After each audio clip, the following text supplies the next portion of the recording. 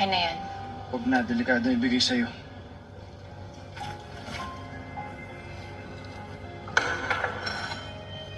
Sa tingin mo ba papatayin ko talaga siya? Tatakutin ko lang yun.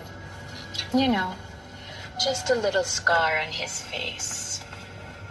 Pero pag sumobrang tusok, edi, oops. Self-defense. Alam mo, maraming masamang tao dito sa mundong to.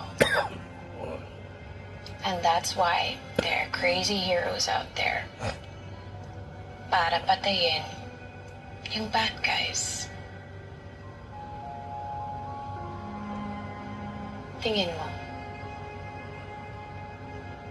alin ako doon? Am I a bad guy or a crazy hero?